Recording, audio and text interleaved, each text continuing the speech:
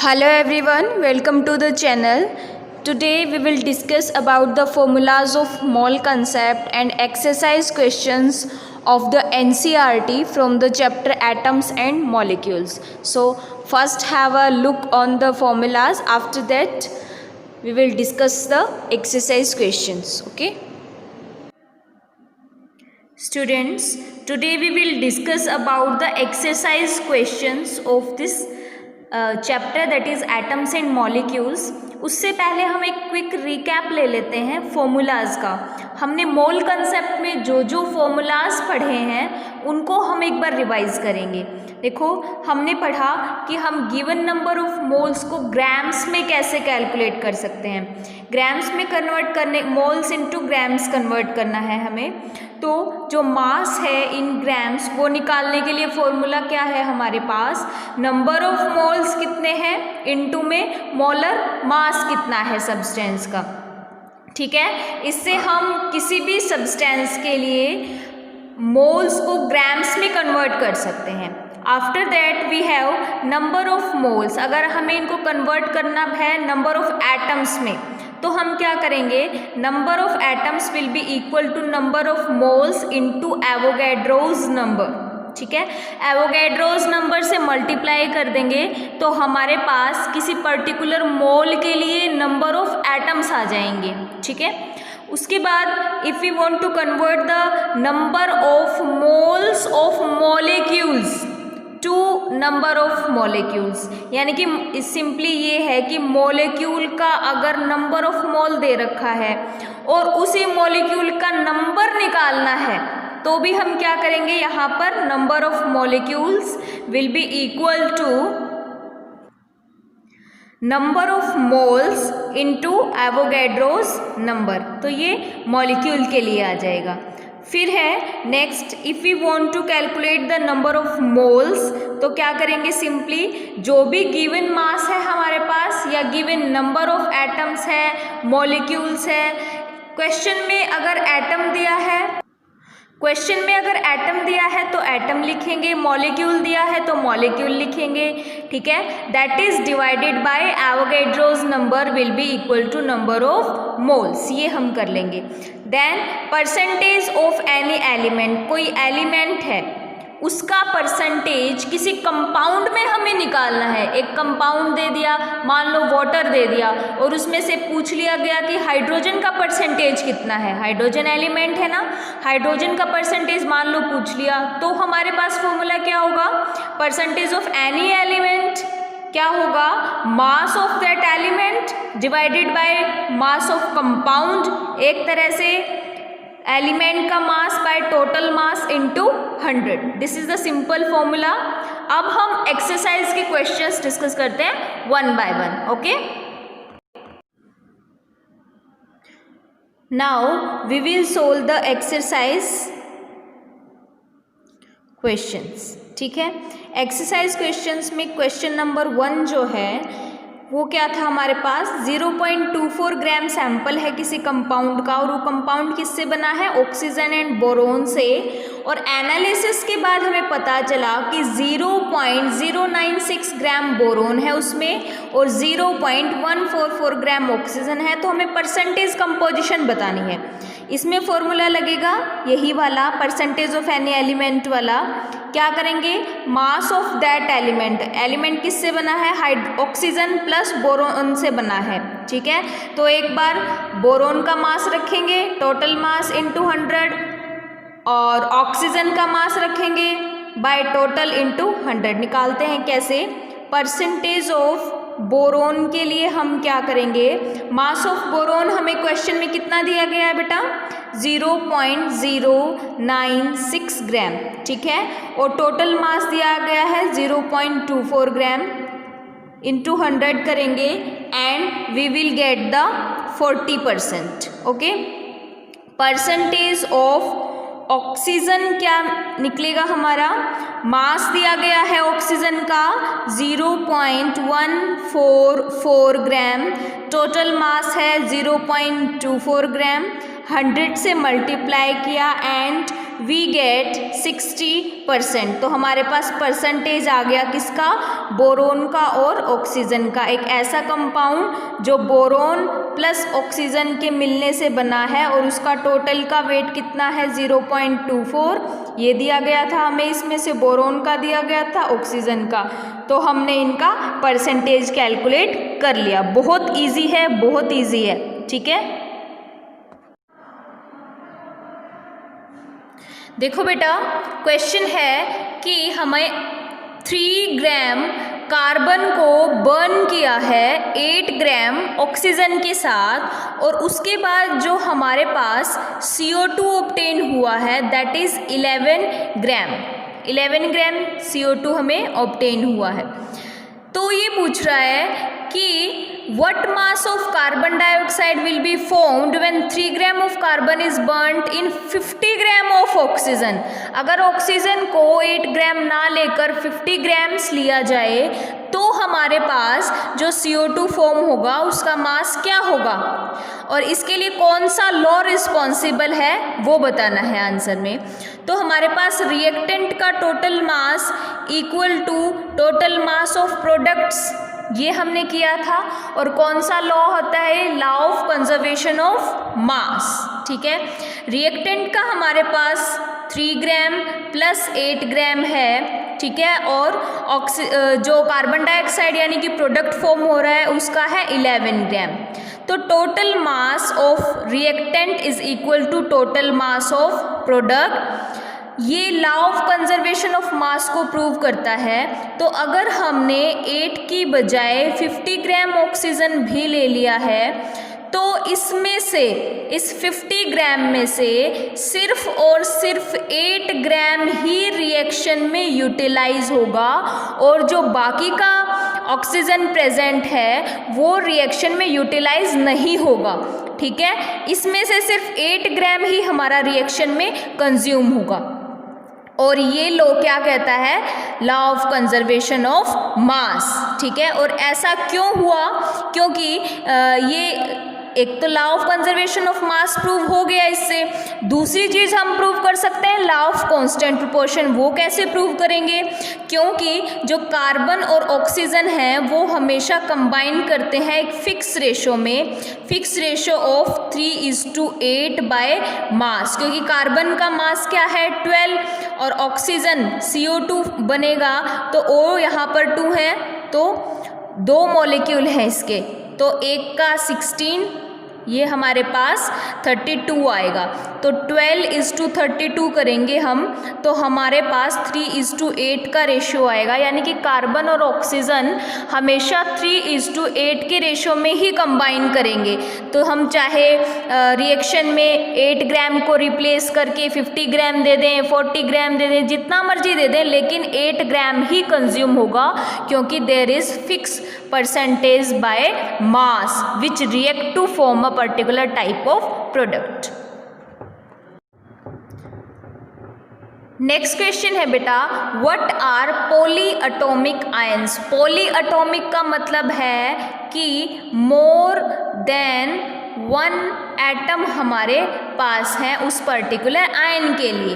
तो for example अगर हम NH4 पॉजिटिव लें, ठीक है, हमने एक टेबल की थी ना पॉलीएटॉमिक आयंस के लिए, पॉजिटिव भी हो सकते हैं, नेगेटिव भी हो सकते हैं, यानी कि पॉलीएटॉमिक कैटायन हो सकते हैं, पॉलीएटॉमिक एनायन हो सकते हैं। तो इसके एग्जाम्पल लेंगे, अमोनियम आयन है, कार्बोनेट आयन है, बाई कार्बोनेट आयन या जिसे हम हाइड्रोजन कार्बोनेट भी कहते हैं HCO3 ये है, नाइट्रेट आयन हो सकता है NO3 नेगेटिव, सल्फेट आयन हो सकता है SO4 2 negative. Poly atomic ions means more than 1 atom जिस आयन में प्रेजेंट होंगे, और एग्जाम्पल्स तुम इनमें से कोई भी लिख सकते हो। क्वेश्चन नंबर 4 है बेटा, right the chemical formula of the following. पहले दिया गया है मैग्नीशियम क्लोराइड, तो मैग्नीशियम का सिंबल ये है, क्लोरीन का सिंबल ये है। मैग्नीशियम का एटॉमिक मास 12, क्लोरीन का 17। कॉन्फ़िगरेशन क्या होगा 2 8 2 2 8 7। इसकी +2 की टेंडेंसी रहेगी, इसकी -1 की। अगर इसको एक और दे दिया जाए तो इसका ऑर्बिटल कंप्लीटली फिल्ड हो जाएगा, और कंप्लीटली फिल्ड ऑर्बिटल की एक्स्ट्रा स्टेबिलिटी होती है। तो हर एलिमेंट ये चाहेगा कि मेरा जो लास्ट ऑर्बिटल है वो या तो कंप्लीटली हाफ फिल्ड हो, या तो एग्जैक्टली हाफ फिल्ड हो, या कंप्लीटली फिल्ड हो। ठीक है, तो ये कंप्लीट फिल्ड करने के लिए -1 की इसकी टेंडेंसी रहेगी, यानी कि 1 इलेक्ट्रॉन गेन करने की टेंडेंसी रहेगी, तभी ये नेगेटिव चार्ज आएगा ना, इस पे एनायन बनेगा ये। तो अब हम क्या करेंगे, सिंपली क्रॉस करेंगे। ठीक है, क्या बन जाएगा, Mg और Cl2। ठीक है, ये इसका केमिकल फॉर्मूला होगा। नेक्स्ट फॉर्मूला लिखना है कैल्शियम ऑक्साइड के लिए, कैल्शियम एंड ऑक्साइड। कैल्शियम का एटॉमिक नंबर 20। ठीक है, 2 8 8 2। ठीक है, ऑक्सीजन का होता है, कितना होता है एटॉमिक नंबर ऑक्सीजन का, तुम्हें 1 से लेकर 20 तक लर्न करने के लिए बोला था मैंने। ऑक्सीजन का एटॉमिक नंबर है 8। ठीक है, 2 और 6। इसकी -2 की टेंडेंसी रहती है, इसकी +2 की। क्रॉस मल्टीप्लाई किया, क्रिस क्रॉस किया, Ca2O2 लिखा। अगर हम इसको सिंपली लिखेंगे that comes out to be CaO, calcium oxide. उसके बाद आता है एल्यूमिनियम क्लोराइड। एल्यूमिनियम के लिए सिंबल ये लिखेंगे, क्लोरीन के लिए सिंबल ये है। ठीक है, उसके बाद एल्यूमिनियम का एटॉमिक नंबर 13, क्लोरीन का 17। 2 8 3 2 8 7। -1 की टेंडेंसी रहती है और +3 की टेंडेंसी इसकी रहती है। क्रिस क्रॉस किया, हमारे पास फॉर्मूला आया AlCl3। ये इसका केमिकल फॉर्मूला है। नेक्स्ट आते हैं कैल्शियम कार्बोनेट पे। कैल्शियम का सिंबल है, कार्बोनेट का सिंबल है CO3। ठीक है, कार्बोनेट के ऊपर अभी जब हमने पॉलीएटॉमिक एनायंस डिस्कस किया है, हमें पता है इसके ऊपर -2 चार्ज होता है। ठीक है, अगर हम इसको अलग अलग एक एक एटम का निकालेंगे तब भी हमारा निकल जाएगा, लेकिन अभी तुम इस स्मॉल लेवल पे यानी कि 9th क्लास में अभी इतना डिस्कस नहीं करेंगे। You have to just learn that CO3 2 negative. ठीक है, कैल्शियम का अभी हमने डिस्कस किया था, इसकी +2 की टेंडेंसी रहती है, तो ये बन जाएगा Ca2CO3 ट्वाइस, लेकिन हम इसको सिंपली टर्म्स में लिखेंगे तो CaCO3। ये हमारे पास केमिकल फॉर्मूला आ जाएगा कैल्शियम कार्बोनेट का। अब आते हैं नेक्स्ट क्वेश्चन पे। Give the names of the elements present in the following compounds. Quicklime, quicklime calcium oxide को ही कहते हैं क्विकलाइम। ठीक है, और इसमें कौन कौन से एलिमेंट्स प्रेजेंट हैं, कैल्शियम प्रेजेंट है और ऑक्सीजन प्रेजेंट है, इस तरह से लिखोगे तुम। सेकंड है हाइड्रोजन ब्रोमाइड। हाइड्रोजन ब्रोमाइड होता है HBr। इसमें क्या क्या प्रेजेंट है, हाइड्रोजन प्रेजेंट है प्लस ब्रोमीन प्रेजेंट है। ठीक है, ये दोनों लिखोगे। नेक्स्ट है हमारे पास बेकिंग पाउडर। बेकिंग पाउडर का फॉर्मूला होता है NaHCO3। ठीक है, तो इसमें कौन कौन से एटम हैं, एक हमारे पास सोडियम है, then we have hydrogen, then we have carbon and oxygen, ये सब आएंगे। नेक्स्ट है पोटेशियम सल्फेट। पोटेशियम सल्फेट का फॉर्मूला है K2SO4। एलिमेंट्स प्रेजेंट हैं, एक है हमारे पास potassium, then it is sulphur and oxygen. बस ये लिखना है आपको। नेक्स्ट क्वेश्चन देखो बेटा, calculate the molar mass of the following substance. सिर्फ और सिर्फ मोलर मास निकालना है। हमारे पास पहला दिया है इथाइन C2H2। एक कार्बन का एटॉमिक मास 12, कितने हैं 2, इंटू 2 कर दो, प्लस एक हाइड्रोजन का मास 1 एटॉमिक मास यूनिट, कितने हाइड्रोजन हैं 2 हैं। ठीक है, क्या लिखेंगे 2। This is 24 plus 2, that comes out to be 26 atomic mass unit. Next देखो बेटा, नेक्स्ट मास निकालना है S8 मॉलिक्यूल का, यानी कि सल्फर के मॉलिक्यूल का मास निकालना है। तो हमारे पास एक सल्फर का मास होता है 32 एटॉमिक मास यूनिट। कितने एटम है इसमें? 8 एटम है। हमारे पास आंसर आएगा 256 ग्राम। ओके, नेक्स्ट इज, देखो यहाँ पर भी एटॉमिक मास यूनिट नहीं, हम ग्राम लिखेंगे। क्यों लिखेंगे? क्योंकि हमसे मोलर मास पूछा गया है। ठीक है, अगर हमसे एटॉमिक मास पूछा जाता तो हम यूँ लिखते atomic mass unit. 256 gram will be molar mass of S8। Next निकालना है हमें फॉस्फोरस के मॉलिक्यूल का। फॉस्फोरस मॉलिक्यूल यानी कि P4। एक फॉस्फोरस एटम का मास कितना होता है? 31 एटॉमिक मास यूनिट। हमारे पास मॉलिक्यूल में कितने एटम हैं? 4 एटम हैं। 31 × 4 it comes out to be 124 gram. Okay, तो ये हमारे पास यहाँ तक के मोलर मासेस हैं। नेक्स्ट है बेटा, calculating the molar mass for HCl। ठीक है, हाइड्रोजन का 1 मास कितना होता है? 1 प्लस क्लोरीन का 35.5 and it comes out to be 36.5 gram. Molar mass में बताना है ना, ग्राम लिखेंगे। उसके बाद है नाइट्रिक एसिड का बताना है कि मोलर मास कितना होगा। नाइट्रिक एसिड का मतलब है HNO3। हाइड्रोजन का 1, नाइट्रोजन का कितना होता है? 14 एटॉमिक मास यूनिट होता है, प्लस ऑक्सीजन का कितना होता है? एक ऑक्सीजन का 16 होता है। हमारे पास यहाँ कितने हैं? 3 ऑक्सीजन एटम दिए गए हैं, तो इट विल बी 63 ग्राम, क्योंकि मोलर मास बताना है तो ग्राम होगा। Question number 7, What is the mass of 1 mole of nitrogen atoms? अब हमें क्या निकालना है? मास निकालना है। क्या फॉर्मूला है? Number of moles into molar mass. हमें नाइट्रोजन एटम के 1 मोल का बताना है। ठीक है, तो मोल तो हमें दिया है, 1 मोल का बताना है। नाइट्रोजन एटम का मोलर मास कितना होगा? 14 ग्राम होगा। तो हमारे पास मास कितना आ गया? 14 ग्राम। ओके, यही आंसर आ गया। नेक्स्ट क्वेश्चन है 4 मोल्स ऑफ एल्यूमिनियम एटम्स। ठीक है, एल्यूमिनियम एटम्स के 4 मोल्स का बताना है, मास बताना है।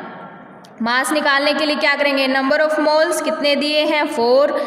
एल्यूमिनियम का मोलर मास कितना होता है? याद होगा आई होप सभी को, that is 27। So it comes out to be 108 gram. Okay, next question बेटा, क्वेश्चन नंबर 8, कन्वर्ट इनटू मोल।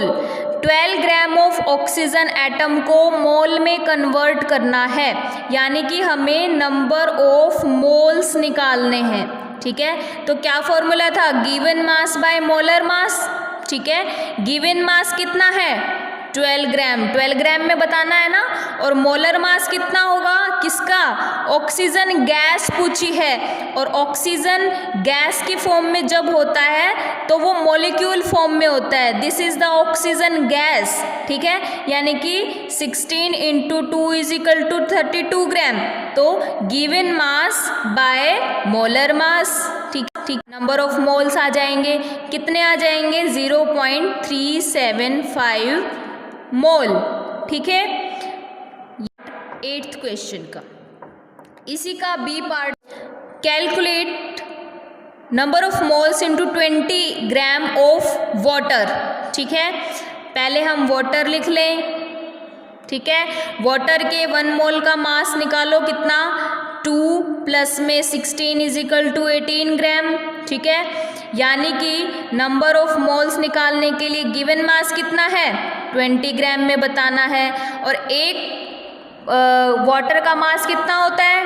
18 ग्राम। ठीक है, तो हमारे पास कितने मोल्स आ गए? 1.11 mole. Okay, C part, convert into mole 22 gram of carbon dioxide 12 plus 16 into 2 यानी कि 44 ग्राम। नंबर ऑफ मोल्स निकालेंगे। गिवन मास कितना है 22 ग्राम, मोलर मास कितना है 44, it comes out to be 0.5 mole. Okay,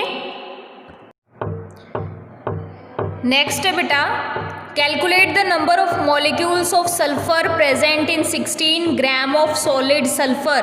question number 10 है ये, पहले हम 9 डिस्कस कर लेते हैं। 9 है, what is the mass of 0.2 mole of oxygen atom. ठीक है, 1 mole of oxygen atom is equal to 16 gram.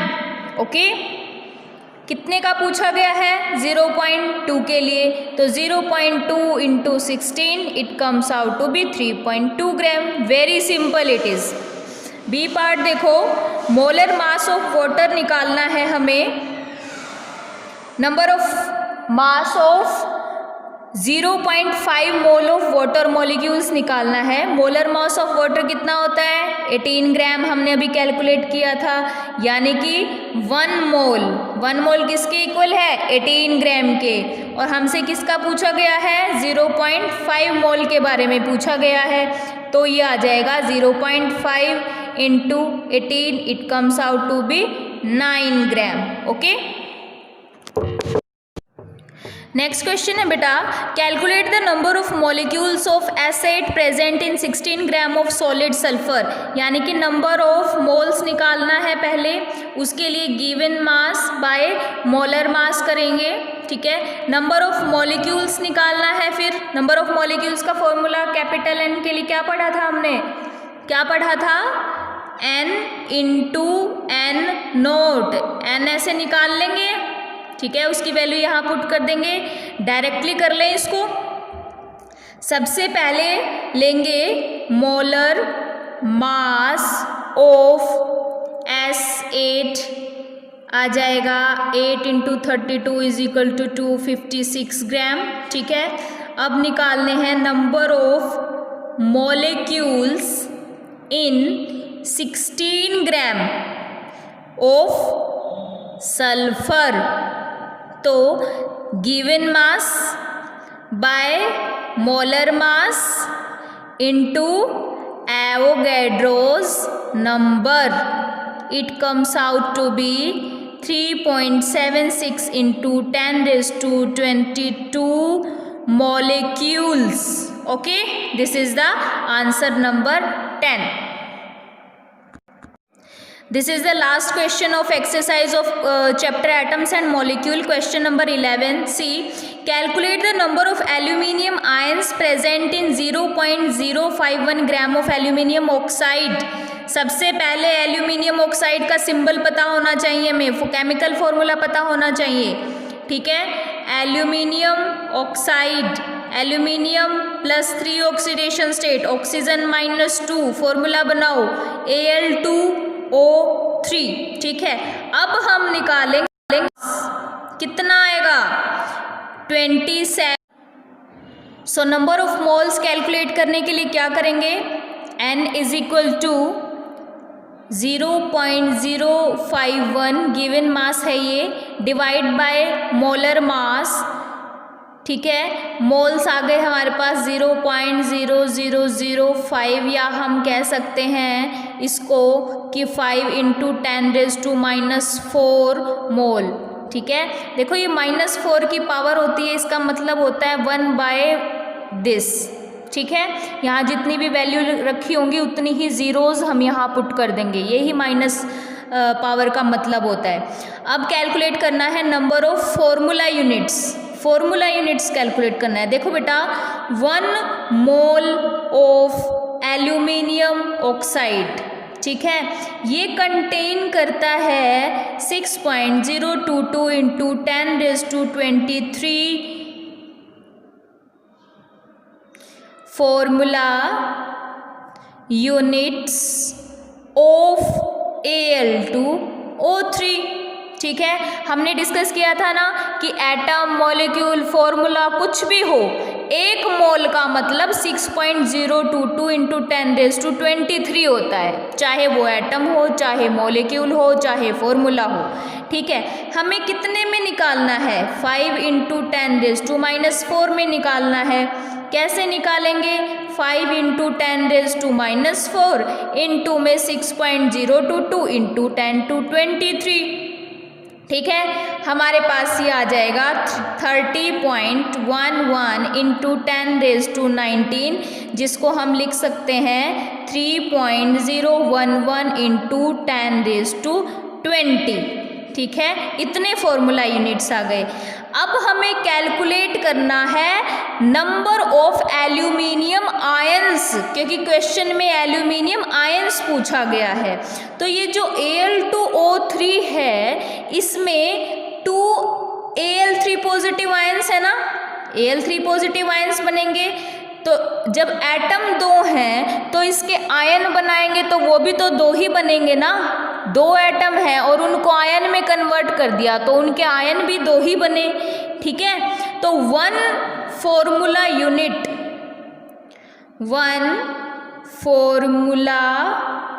Unit of Al2O3 consist of 2 aluminium ions. ठीक है, और हमें कितने में निकालना है? हमें कितने में निकालना है बेटा? हमें निकालना है इतने में। तो 3.011 into 10⁻20 formula unit of Al2O3 will have 2 into 3.011 into 10⁻20 इतने आयंस। कितना आ गया? 6.022 into 10⁻20 ions. That comes out with the correct answer. I hope you understand very well about the concepts. ठीक है, फिर भी कोई डाउट हो तो तुम इसको दोबारा से देख सकते हो और दोबारा से समझ सकते हो। Thank you, thanks for watching.